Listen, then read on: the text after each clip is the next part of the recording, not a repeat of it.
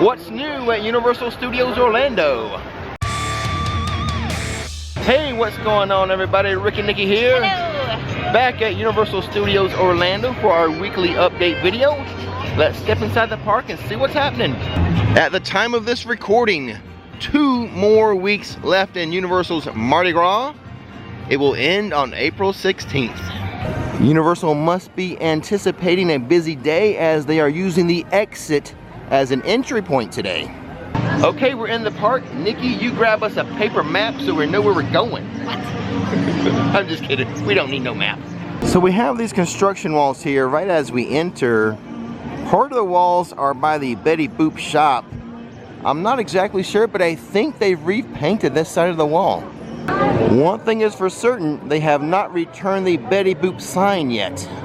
Illuminations, Villain Con, Minion Blast, the front facade. I don't know, I'm gonna call it 97% complete. Okay, 99%. There's this one little electrical spot still unfinished. And the sound stage that actually houses the attraction has a new orange stripe. And there's some framing up there. So I know we're gonna get some new Villains Con's posters on Soundstage 5. How about a little warning for you guys? We are now in the week heading into Easter. This is one of the busier weeks during the spring. So you can expect larger crowds and longer wait times if you visit the week heading into Easter. We have the gang here.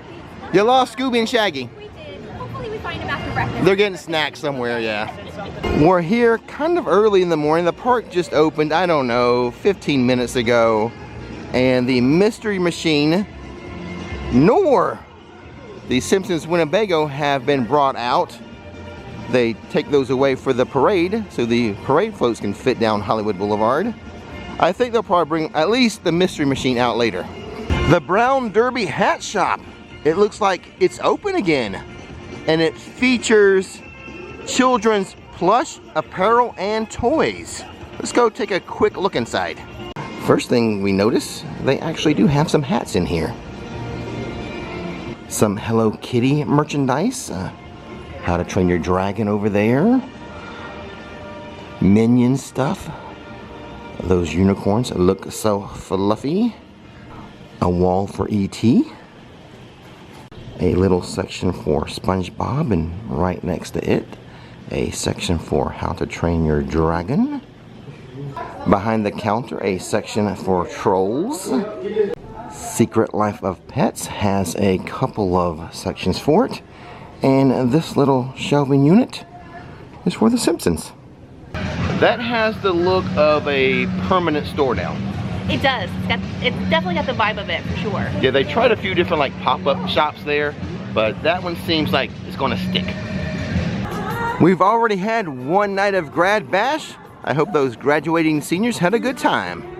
If memory serves me correctly, I believe the Central Park Crepes stand opened with 6 versions of crepes.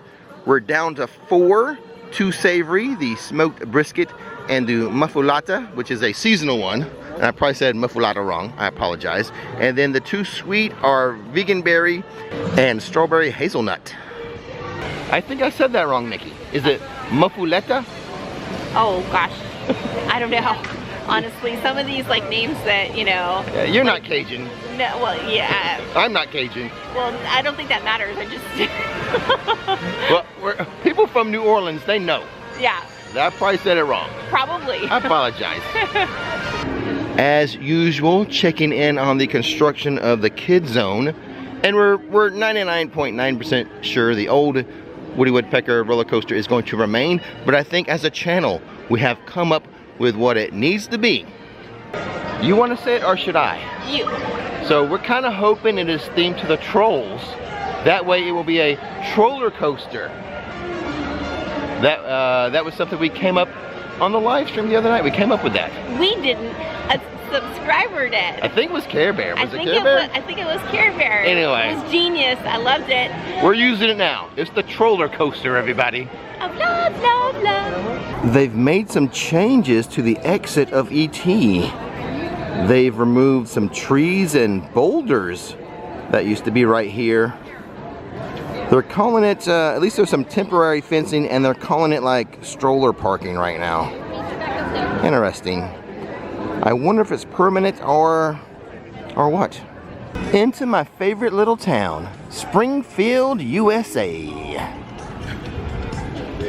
Nikki's taking the time to demonstrate one of the best photo ops here in Springfield, her and Chief Wiggum. Construction walls are still around the Simpsons Ride. It is open though. The Simpsons signage still lacking the family and the ride vehicle. But you know, they gotta spruce it up so we can enjoy this ride for years and years to come. I believe this one-in-wins game is temporary. Once the walls come down and they start rearranging things, we'll see what really comes in here. Like, will something go in that spot? Will something come in this spot? We'll know once those walls are removed, I think. First time I'm really noticing the exit to the Twirl and Hurl. I think usually there's benches here. Maybe that's why I've never really noticed this exit before. In case you do not bring your own collapsible cup, the Coke refreshment stand here by MIB, they do offer plastic cups for you to use. As I pointed out in the live stream a few nights ago, over here by MIB, they have put up a white tent behind the building. This should be an HHN haunted house. They've had one there in the past, just not last year. But it looks like one is returning to this location. Nikki, would you like to hazard a guess as to what that house might be for, if indeed it is an HHN house, and I believe it is? Chucky? I don't know. Well, it's the only one that's known, so. Well, that makes it a good choice. Very smart on your behalf there. Thank you. Very smart on your behalf. Oh, thanks. I was trying to bait you into saying a Last of Us house, which everyone wants. I would like to see that, honestly, if I could pick, like in a soundstage where it's like super long and it's awesome, you know, so. That would deserve a large location. Yes, it would. Everyone wants a Last of Us house. We hear it from a lot of people, for sure. Honestly, I still want a Stranger Things house, you know, so. I mean, it could happen. It all depends if Universal is negotiating with the IP rights holders. So, but you know how negotiations go. And they can fall apart. At the last minute. Yeah. Over here by the defunct Fear Factor Stadium, you think they just forgot about this? No. Some breaking news. Hot news you won't see anywhere else. Oh, they just put in fresh mulch. So, I'm assuming, you know, like they're going to use this stage for HHN. So, yeah, gotta have the fresh mulch. But this is a good spot for shade. It's like its own little park. I mean, it seems like any time of day there's some good shade with these trees. So it's really pretty back here. And plenty of benches. Nikki was just pointing out to me that these restrooms here in between the Fear Factor Stadium and London never really changed as far as theming. Still have that Amity look and feel to them. Earlier in the video, I mentioned that this is the week leading up to Easter, a busier week. One way to counteract that is to either purchase express passes or stay at a premier hotel, which are what, Nikki? Hard Rock, Portofino, and Royal Pacific. Yes, or do a VIP tour. Now, go get the door. Someone's knocking, Nikki. I don't think we have any updates for Diagon Alley, but it never hurts to walk inside and check it out. Plus, it's just so pretty and fun. Just be prepared to stop as you enter. A lot of people will stop at that entrance to cry or take pictures. We're still kind of early in the day, and as a result, the wait time for a Gringotts is only 30 minutes, which is really, really good. If you're ever here and you see that wait time at 30 minutes or less, get in line. Run! I think we have something new to show you in Sugar Plums. Let's go inside and make sure. They do have it, the Chocolate Frog teacup set, 3-piece. The plate, the cup, and the spoon. Well, you held it in your hand, Nikki. Describe how it feels to us. Well, it's not like a delicate porcelain. It's more feels like a mug and a saucer type of like weight to it, so it's not quite so delicate. Okay, thanks for that. Yeah, I mean, because it looks delicate, right? It looks, I mean, it would appear to have that kind of vibe. So does it feel more like just like a regular mug when you hold it? A little bit, yeah. Okay. Yeah. Kind of like stoneware or whatever? Yes. Okay. I have an update on Louis Pizza Sauce. They have not switched over yet. They are still using their original sauce, but I do expect them to switch eventually over to some sauce imported from Italy. I'll let you know when that happens. Inside of Rosie's Irish shop, they have a countdown calendar, the number of days until St. Patrick's Day, but where in the park is the countdown to Halloween Horror Nights calendar? That's what we need right now. Nikki here has a good idea as to where they can put that Halloween Horror Nights countdown calendar. Where, honey? The boutique over in IOA. The All Hallows Eve boutique would be a perfect spot. Yes. Once they know the date. Now they don't always know the date year round, but once they announce the dates for HHN, they need a countdown calendar. Yeah, put that sign up. The TV show The Office came up during a live stream the other night. You know what they have inside the film vault? A section of merchandise dedicated to the show. Dunder Mifflin bucket hats for $27, and for $30 an Employee of the Month Scranton Branch t-shirt, long sleeve.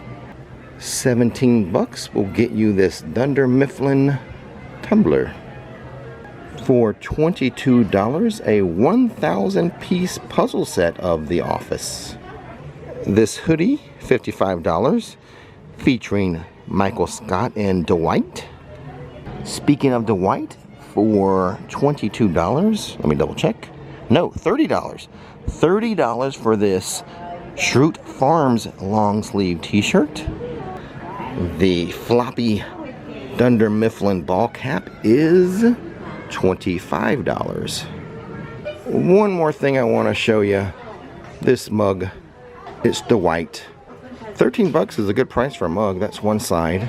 And here is the other side. And the inside's just white. Here in the streets of New York City, they have opened this new food booth. This one's called 57 Fare, kind of themed around like a Subway stop. This has your Spanish food, like a queso arapas, a papa rellena, chicken and cheese filled empanadas. You have some snacks, like some chips. You have a frozen item, a mango ice push-up. Some chilled eats would be a creme caramel flan. There's also a fresh golden ripe pineapple cup. And then you can get your beverages like your Bud Lights, your Heinekens, Corona, and they have a freestyle Coke station on this side here. So if you have the freestyle cup or a collapsible cup, you can use these. If the freestyle cups is what you have, you can get the sodas. If you just have a collapsible cup, get the free water. The back side of the food booth, themed as well. Notice this side here has some posters that are representative of the clubs over there on Delancey Street, such as the Kit Kat Club. And I don't know about you guys, but to me this is Marilyn, and she does her show with the Diamond Bellas just across the street there. And just a few meters away, another food booth opened here in New York City. This one called Avenue Eats, and it has sort of, this is more your Italian flair of food. New York sliced homemade pizza, calzones. Get some snacks such as a Caesar salad, an apple, or a mini apple mousse, and some chips. Ooh, desserts, check this out. A gelato cup or Italian ice push-up. You can also get your beers here, and this one is not a freestyle Coke station, but they do offer Coke products as well. The back side of this also has some theming. Here's a poster for the World Expo, and here's a poster for San Francisco, the Golden City.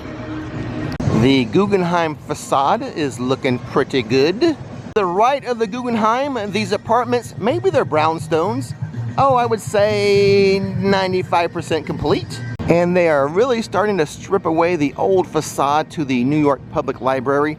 This is the big project. But it's all going to look amazing when it's completed. Here's a construction update of the Minions Cafe. See the green section there? I don't know if it's going to have an upstairs eating area or if that's just going to be like windows, but we'll find out. We'll find out when they open it. And look at that wall. That wall of the Transformers attraction, the one that faces the Minions. I don't know if that's the actual color they're painting it or a primer. Either way, I'm pretty excited for it. What's the express passes going for today? Or the Mac Daddy one, the 2-park unlimited, 350 bucks. I did round up a penny. Inside of Super Silly Stuff, they have, for $18, Minion ears. I believe this is Timmy the bear, Timmy the teddy bear. I'm not exactly sure of his name, but I think it's Timmy ears. So Disney is not the only one selling ears. Get your Timmy ears right here at Super Silly Stuff. Actually, it's Tim the bear, but we have a close personal relationship, so I call him Timmy. My apologies, we will not be doing a quick food review today because we're going to have a lunch with our daughter Courtney. Yay. Out in the world. Yay! So we'll get one next time. But as always, don't miss the magic, don't miss the fun. click that subscribe button. His name is